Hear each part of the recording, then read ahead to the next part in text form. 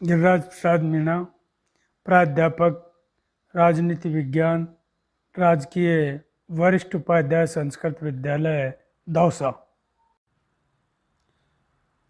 हम समकालीन विश्व राजनीति इतिहास में अध्याय 5 के अंतर्गत अध्ययन कर रहे हैं और उसमें हम समकालीन दक्षिण एशिया जो अध्याय 5 है उसके अंतर्गत एक वीडियो पूर्व में जारी कर चुके हैं। आज हम यहाँ दूसरा वीडियो जारी करेंगे। हमें समकालीन दक्षिण एशियाई क्षेत्र में इसका परिचय देते हुए पाकिस्तान में सेना और लोकतंत्र के बारे में पूर्व में जानकारी प्राप्त कर चुके हैं। आज हम बांग्लादेश में लोकतंत्र के बारे में जानकारी प्राप्त करते हुए आज का क्लास लेसन शुरू करने जा रहे हैं। देखिए, 1947 से 1971 तक बांग्लादेश पाकिस्तान का एक अंग था, क्योंकि आपको मालूम होना चाहिए भारत पाकिस्तान का जब विभाजन हुआ था तो अंग्रेज़ों के राज के समय बंगाल और असम के विभाजन के हिस्सों से पूर्वी पाकिस्तान का यह क्षेत्र बना था और इस क्षेत्र के लोग पश्चिमी पाकिस्तान के दबदबे और अपने ऊपर जो पाकिस्तानी भाषा थी उर्दू, उस भाषा को लाद रहे थे, उसके ये खिलाफ थे। ऐसी स्थिति में लोगों ने बंगाली संस्कृति और भाषा के साथ किए जा रहे दुर्व्यवहार के खिलाफ विरोध जताना शुरू कर दिया तथा इस क्षेत्र की जनता ने प्रशासन में अपने न्यायोचित प्रतिनिधित्व तथा राजनीतिक सत्ता में समुचित हिस्सेदारी की मांग उठाई।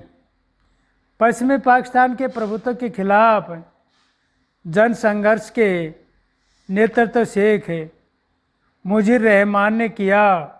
उन्होंने पूर्वी क्षेत्र के लिए स्वायत्तता की मांग रख दी। किसने? मुजीर बुर रहमान ने। और वहाँ उन्होंने अपने मांग रखते हुए जब इनके नेतृत्व वाले जो था उसके तहत यहाँ अवामी लीग को 1970 के चुनाव में पूर्वी पाकिस्तान की सारी सीटों पर विजय मिली। अब संपूर्ण पाकिस्तान के लिए प्रस्तावित संशोधन सभा में बहुमत हासिल हो गया, लेकिन सरकार पर पश्चिमी पाकिस्तान के नेताओं का दबदबा था। अब पश्चिमी नेताओं का दबदबा होने के परिणाम स्वरूप शेख मुजीब को गिरफ्तार कर लिया गया। शेख मुजीब को गिरफ्तार किया गया और जनरल याहिया खान ने के सैनिक शासन में पाकिस्तानी सेना ने बंगाली जनता के आंदोलन को कुचलने की कोशिश की। यहाँ से दोनों में विरोध होना शुरू हो गया। शेख मुजीब को तो गिरफ्तार कर लिया गया और जनरल याहिया खान के नेतृत्व में सैनिक शासन में पाकिस्तानी सेना ने क्या किया? अब बंगाल की जनता जो विद्रोह कर रही थी उस विद्रोह को कुचलने की कोशिश की गई, जिसमें हजारों लोग पाकिस्तानी सेना के हाथों मारे गए। इसी वजह से पूर्वी पाकिस्तान से बड़ी संख्या में लोग भारत की ओर कुछ करने लगे, भारत की तरफ पलायन करने लगे। जब भारत के सामने इन शरणार्थियों को संभालने की समस्या आई, उनको संभाला जाए, ऐसी स्थिति में यहाँ इन लोगों को अपने यहाँ किस प्रकार से छोड़ा जाए, तो बांग्लादेश ने संविधान शासन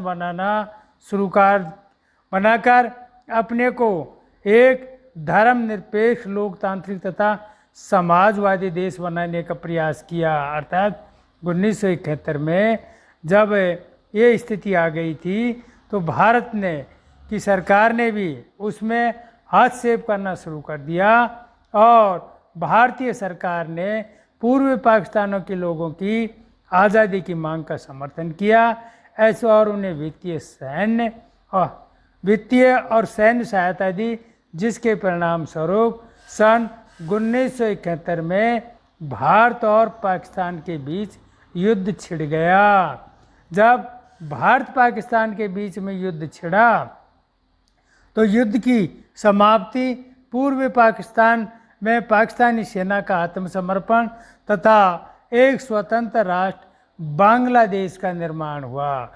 इस प्रकार से ये बांग्लादेश बना था और बांग्लादेश ने अपना संविधान बनाकर उसमें अपने को एक धर्मनिरपेक्ष लोकतांत्रिक तथा समाजवादी देश घोषित किया तथा 1975 में शेख मुजीबुर रहमान ने संविधान में संशोधन कराया और संसदीय प्रणाली की जगह अध्यक्षात्मक शासन प्रणाली को मान्यता मिली।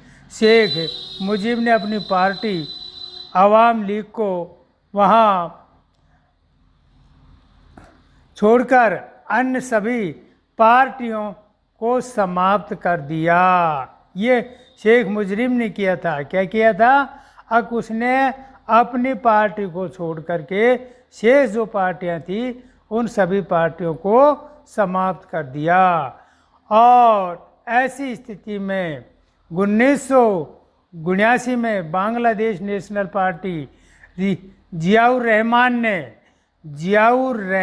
ने यहाँ एक घटनाक्रम होती है, ध्यान रखना है आपको। जियाउर रहमान उन्होंने बांग्लादेश में एक अपनी बांग्लादेश नेशनल पार्टी बनाई और 1979 में के चुनाव में विजयी रहे। जियाउर रहमान की हत्या हुई और लेफ्टिनेंट जनरल एच.एम. इमदाद के नेतृत्व में बांग्लादेश में एक और सैनिक शासन ने अपनी बागडोर संभाल ली। लेकिन बांग्लादेश की जनता जल्दी ही लोकतंत्र के समर्थन में उठ खड़ी हुई और आंदोलन में छात्र आगे चले तथा बाध्य होकर जनरल इरफाद ने एक हद तक राजनीतिक गतिविधियों की छूट दी और उसके समय में जनरल इरफाद जो 5 साल के लिए राष्ट्रपति निर्वाचित हुए थे वो जनता के व्यापक विरोध के आगे झुकते हुए लेफ्टिनेंट जनरल इरफाद को राष्ट्रपति पद 1990 में छोड़ना पड़ा और 1991 में चुनाव हुए। उसके बाद से बांग्लादेश में बहुदलीय चुनावों पर आधारित प्रतिनिधित्व लोकतंत्र कायम हुआ। ऐसे क्या हुआ? जब बांग्लादेश में सारी पार्टियों को समाप्त करते हुए शेख मुजीब ने केवल सारी पार्टियों को छोड़ दी और अपनी पार्टी को ही रखा और समाप्त हुआ और सैनिक शासन के उसके आ गया। ऐसी स्थिति में बांग्लादेश नेशनल पार्टी जियाउर रहमान ने 1979 बनाई और उसके बाद में जियाउर रहमान की हत्या कर दी गई। फिर बांग्लादेश में सैनिक शासन आ गया, लेकिन बांग्लादेश की जनता जल्द ही लोकतंत्र के समर्थन में आगे आ गई। छात्रों ने आगे चलते हुए यहाँ आंदोलन किया और आंदोलन की गतिविधियों को देखते हुए 1990 में लेफ्टिनेंट इरशाद को राष्ट्रपति का पद छोड़ना पड़ा और उसके पश्चात 1991 में चुनाव हुए और तब से यहाँ बांग्लादेश में बहुदलीय चुनाव पर आधारित प्रतिनिधित्व लोकतंत्र कायम रहा। इस प्रकार यह बांग्लादेश समकालीन दक्षिण एशिया में। अब हमें अगला बिंदु लेंगे नेपाल में राजतंत्र और लोकतंत्र। नेपाल में राजतंत्र और लोकतंत्र। देखिए नेपाल एक ऐसा राष्ट्र है जो अतीत से एक हिंदू राज्य रहा है। नेपाल अतीत समय से, प्राचीन समय से यहाँ हिंदू राज शासनकाल रहा है, लेकिन आधुनिक काल में कई सालों तक यहाँ संवैधानिक राजतंत्र रहा और संवैधानिक राजतंत्र के दौर समय में ही नेपाल की राजनीतिक पार्टियां और आम जनता ज़्यादा खुले और उत्तरदायी शासन की आवाज़ उठाती रही।